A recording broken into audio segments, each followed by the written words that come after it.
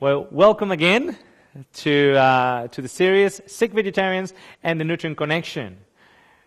Now we're going to present to you an element that is quite unknown to many: acid vegetarians, sick vegetarians. Now, when somebody says, "Are you a vegetarian?" we should always question, what type? Remember, some time ago, I met this Argentinian man, and he shook my hand and he said, "Are you a Christian or a Christian?" I said, "Well, isn't that the same thing?" I said, "No, it's not the same thing. Are you a Christian or a Christian? What type of Christian are you?" So the same applies for vegetarians. Vegetarianism goes beyond a plant-based diet. It goes beyond a plant-based diet because it's broad. Some people, I have an experience when I went to Spain many years ago to my home country, and I was a vegetarian by then. And a friend of mine with a group of people, they wanted me to go to a restaurant with them. And this friend said to me, "Would I be able to tell the waiter that you are a vegetarian?" Now you need to understand that Spain loves his food. And there's not many things called vegetarian restaurants there. Or at least there were not 10 years ago. Well, my friend said, "Can I have the privilege to tell the waiter that you are a vegetarian?" I said, "Sure." So we walked into this restaurant, and we sat down around the table, and the waiter came, and my friend said, "Well, what do you have for us today?" And the waiter just shared with us the menu. And then he says, "And what do you have for this guy here? He's a vegetarian." And the waiter went, "Oh, sure. Well, we have and this is a Spanish dish with green peas and pieces of bacon, and it has a particular name." So he shared with us that dish. He said, "Oh, he can have this." And I go, "But that thing has bacon in it." And the guy goes, "Yeah. Well, I'm vegetarian." Yeah. He didn't see a problem because he has so many peas in it, I said, "No, I can't have that." I said, "Oh, okay." Then he said, "Well, we have this rice, and he shared with me the name of this dish." I go, "But that has prawns and mussels and all those things in it." "Yeah, but it is rice." So, "Yeah, but it has all these elements in it too." And the guy goes and says, "Oh, that type of vegetarian." Yeah, that type. The thing is, what type of vegetarians are we? Because I can show you 100 different vegetarians, and then not all of them look the same. Not all of them look healthy or fit. Some of them might actually look very, very sick. And all of them are claiming to be vegetarians. Now I'm going to share with you in this section acid vegetarians, sick vegetarians. When we are acid vegetarians, and we'll explain in a minute what that is, that means that our access to oxygen from our food and even from our water is limited. How many here have heard of the acid rain that happens sometimes in Europe? And this rain falls upon a lake. This acid rain falls upon a lake, and the lake becomes acid. What happens to the fish there? They die. Now, when you check the oxygen levels in the water, the oxygen is still there because oxygen is bound to the hydrogen in the water. The oxygen is there, but is bound to such a degree that it is not accessible for the fish. So though it is there, it's not accessible because of the acidity of the water. So the fish die because of lack of oxygen. They can't breathe. The oxygen is bound. So when we are acid vegetarians, we have no proper access to oxygen. Guess who needs oxygen in order to actually survive? Our body cells. So if we are acid vegetarians, our body cells are starving for oxygen to be able to utilize it as fuel for the burning of energy and creating something that we call ATP. okay, which is the unit of energy that comes at a cellular level from a mitochondria. Okay? So what makes us acid vegetarians? Well, there is something called the pH.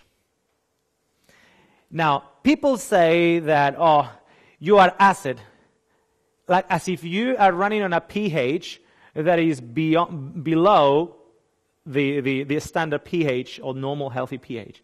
That is not the case. Now, the normal pH in your blood and in intracellular environment is between 7.35 to 7.40. And that is always the case. It ought to be the case. There is a system, a feedback system in your body called homeostasis. And it makes everything possible to keep things in balance. So what happens is that certain food items and other things that we will list make a residue at cellular level. It's like ashes. And those ashes can be either alkaline forming acids or acid forming acids. When they are released into the bloodstream and into the intracellular fluids, then they tend to drop the pH. They don't manage to drop it because if they drop it, you will die of acidosis. So how is it that it gets balanced? It gets balanced by minerals in your body and by fat in your body that are used as buffers, like calcium. Where did the body get the calcium from to buffer up that attend from the residue in your cells to drop your pH? Bones. Like sodium, like magnesium, and some of the buffers, including certain lipids. That's why a person that can have a little bit of overweight, in certain respect, can have more buffering and handle more an acid diet than a person that is very skinny on an acid diet, acid-forming diet. Why? Because he has more buffer to actually buffer up and level out the pH. Both of them can be totally unhealthy, but one has more material to pour into the buffering system because of the fat of the lipids. Okay? Now, there are certain items that we consume that when they are taken into a cellular level, the residue left out of those items is an acid residue or acid ash, or an ash that will be tend to form acidity. The body auto-regulates that, however, at a cost. The bounding of oxygen is limited because of that acid forming. Mucus is increased, or the creation of mucus is increased because of that acid forming. And you know, when a person is continuously breathing and he has that mucus here on your bronchioles, the last thing that you need is more acid forming foods. Why? Because they will, by direct effect, create more mucus. The body creates mucus as a defense from acidity. Now, what are some of those items? Refined sugar, the white sugar, is fairly acid-forming. In fact, I read a study recently in which they fear that the cases of osteoporosis will increase, not just in the frequency of it and the numbers of it, but the age will drop. The age will drop. Can you imagine people at the age of 30 with osteoporosis? I can imagine. When I see an entire generation of young people today drinking 5, 6, 7 of those soft drinks. There's a soft drink, and we might not need to say the name, but it has the name of a relative of yours. Everybody has one. You know, you have a father, you also have a... Well, this soft drink has that name. And the levels of caffeine and acid-forming properties is just unbelievable. I met a boy that he did not have a mother, a physical mother. So he found comfort in that can of that soft drink that has the same name. And he drank 8 to 10 a day of that. Now, when something so acid-forming enters into your body, the body needs to buffer that up. Otherwise, if the pH of your blood starts dropping, that boy will enter into acidosis and he will die. It will enter into coma and will die. So the body has to buffer that up. How does it buffer that up? It actually brings calcium out of the bones to actually nivellate or put at a right level the pH of the blood. So now we have a boy which is in his teens that is pouring from his bones tremendous amount of calcium, leaching it from the bones into the blood system to maintain him alive, to maintain him in equilibrium. So I can picture a new entire generation with cases of rheumatoid arthritis and osteoporosis at the age of 30. We just have to wait another 20 years to see it. But it will come if we continue in this. So white sugar is an extremely acid-forming item. Milk and eggs, they are extremely acid-forming, especially when they are not fresh, especially the eggs, when the eggs are not fresh, and especially the white of the eggs. So eggs, if consumed, ought to come from a chicken or from a hen that you can actually see where they've been eating, where they've been feeding that hen from, or whatever. Because you can pay $12 for an organic biodynamic, and it's still not the same. And they need to be extremely fresh, because they're not extremely fresh. They will actually produce acidity. Meat will produce acidity. Cheese, extremely acid-forming ingredient in a diet. Caffeine. Tell me something that has caffeine. Coffee? Yeah, okay. And we don't need to enter into any other brands, but there's many things that nowadays have caffeine in it. Alcohol. Dehydration. So if you are dehydrated, by default, you have less access to oxygen, and by default, the residue in your cells will be acid-forming. Tobacco. Gluten-containing grains. Which one are they? Wheat, barley, rye. They are actually acid-forming. Dry legumes. They are actually acid-forming. Now, out of that, let's say I am a vegetarian that does not drink alcohol, does not eat meat, of course, and okay, so and I don't smoke. I don't smoke tobacco.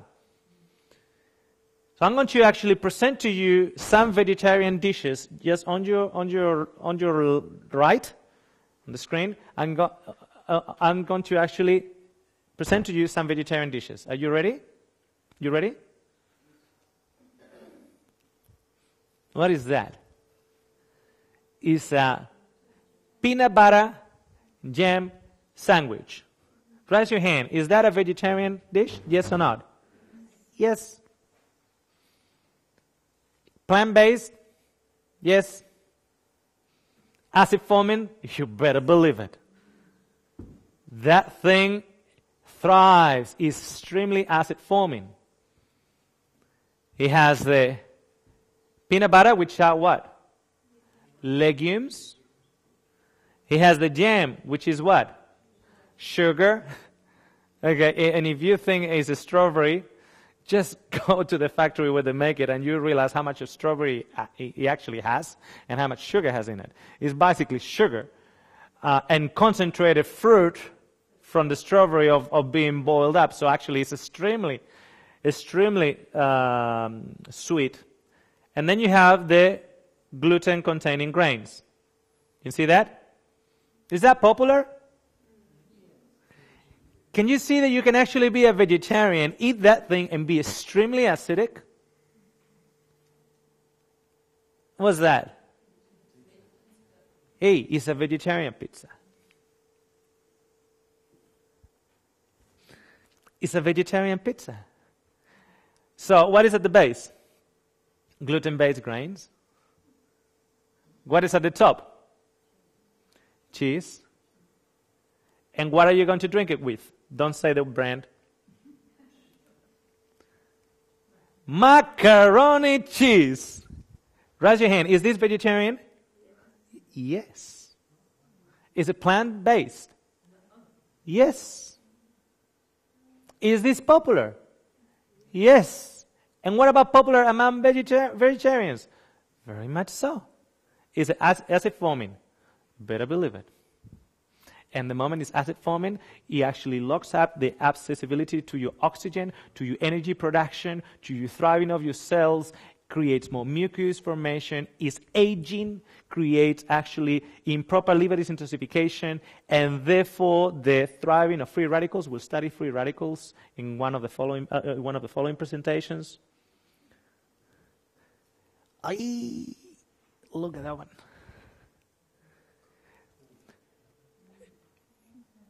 Cornflakes with milk.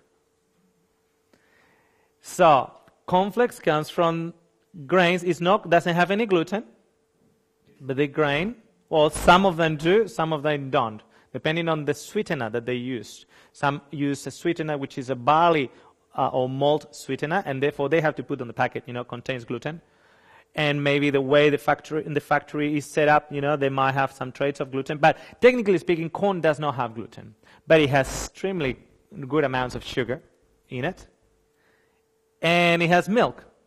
And then a person says to me, oh, but I don't use that milk. I use soy milk.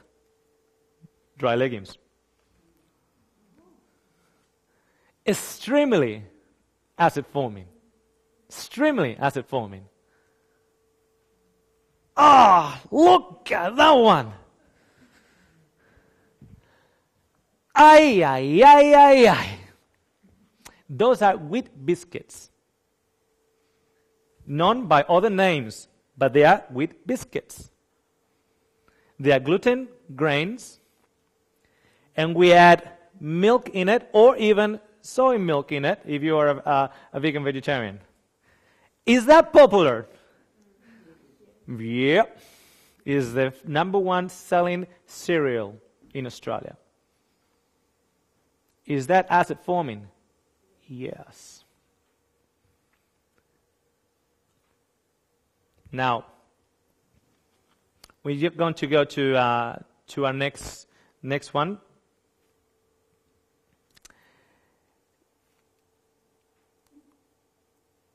Happy birthday. Are you not glad that you only turn years once a year? So once a year you are allowed to have one of these, huh? Once a year you are allowed to have one of these. What are some of the ingredients? Sugar, white flour, eggs, milk. Some of them, yeah, and some of them also have rum in it. But extremely popular once a year. Some of us, they look like the Queen of England, You know how the Queen of England has different birthdays? If you are in New Zealand, you have different birthday of the year, and then if you are in Australia, you have... And then if you are in Australia and you are in different states, you might actually have the Queen's birthday in a different day.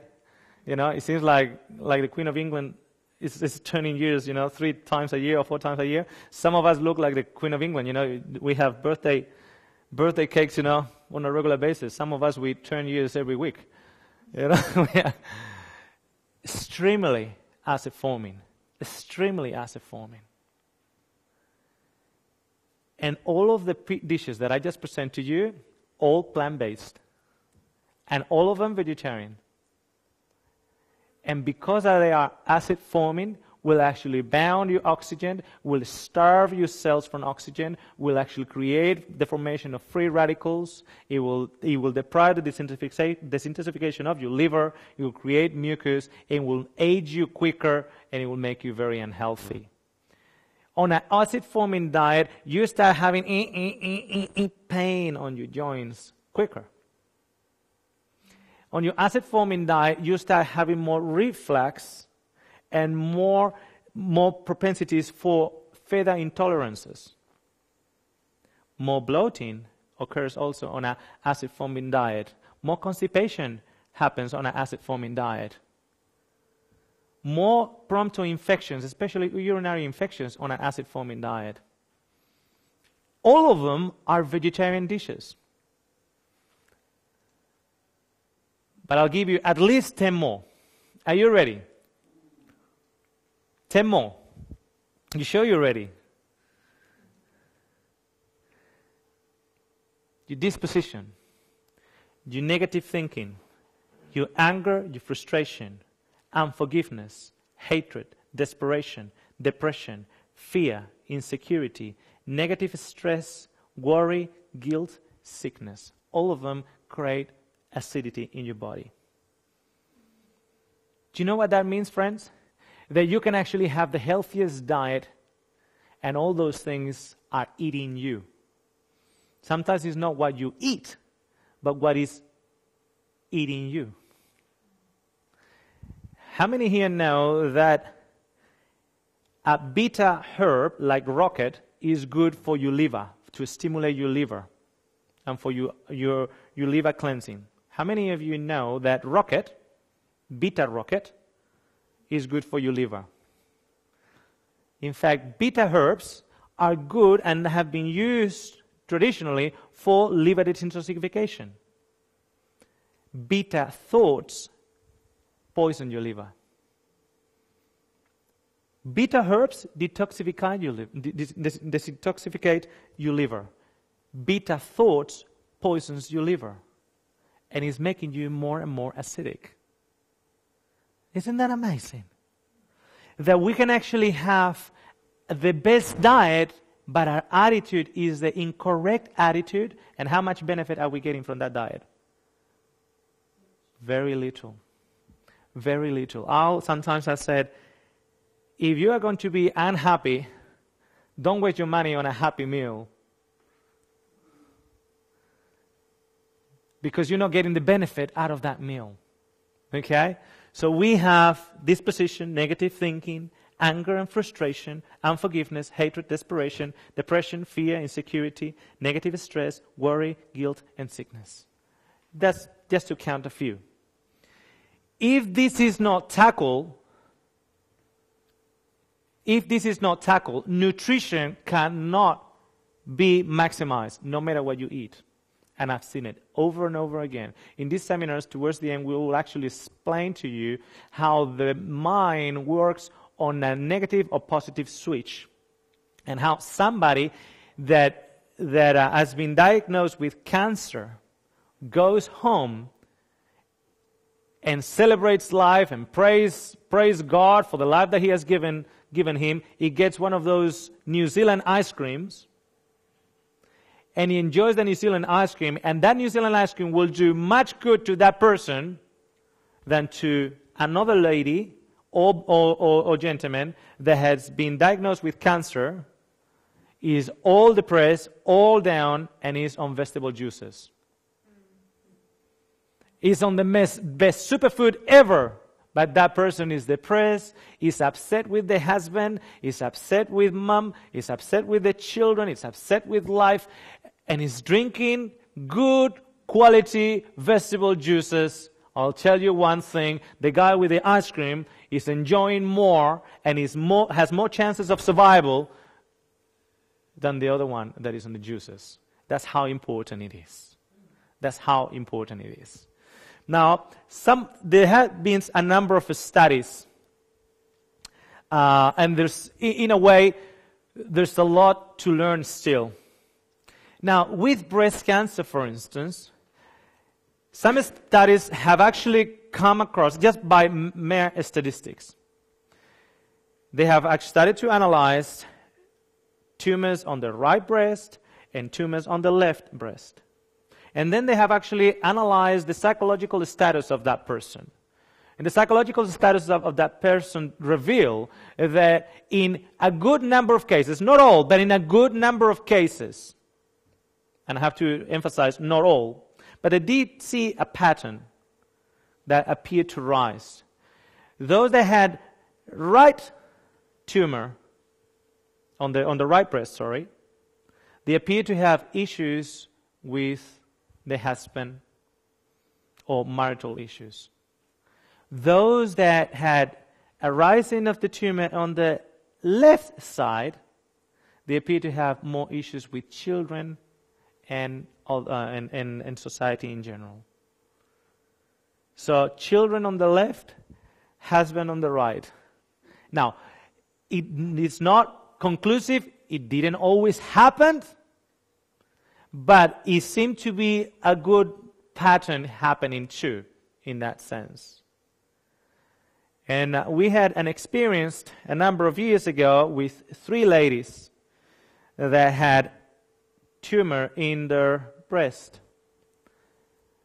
2 of them in the right, the other one in both of them.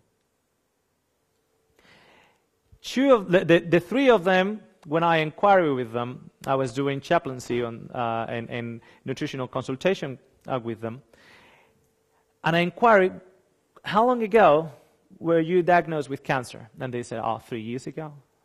The 3 of them, they didn't know each other. I said, oh wow, what happened 3.5 years ago? One of them said, my husband did a tremendous thing, and he was in town, and everybody knew what he did, and he was put in jail, and he made an embarrassment of our family and whatever, and I actually felt it. I felt the tumor just growing overnight. After the sentence of the judge, I actually went home, and from the night to the morning, the tumor grew. The second lady had also an issue with the ex-husband, very bitter against him, right breast issue. The third one had an issue with the ex-husband, and also at the same time, the teenage boy was diagnosed with type 1 diabetes, had tumor in both breasts. Now, through our chaplaincy work and counseling work, we tried, because we understood that this position will make a direct effect on the health. We started to work in the 3 of them. The 3 of them were exposed to the same treatments. And guess what? Only 2 of them improved in their condition. Only 2 of them. They were the ones that forgave their husbands. The other one, what are you talking about, Oscar? I'm not going to forgive that man. After what he has done to me and our family, he might as well rotten himself in jail. And nothing happened in the treatment. Nothing happened. The other 2, however, they improved quite a bit. And now we know nowadays that breast cancer, if tackled early enough, it has a good rate of success. Isn't that interesting? Friends, sometimes it's not what you eat, but what is eating you. And if that's making you an acid vegetarian, that is making you a sick vegetarian.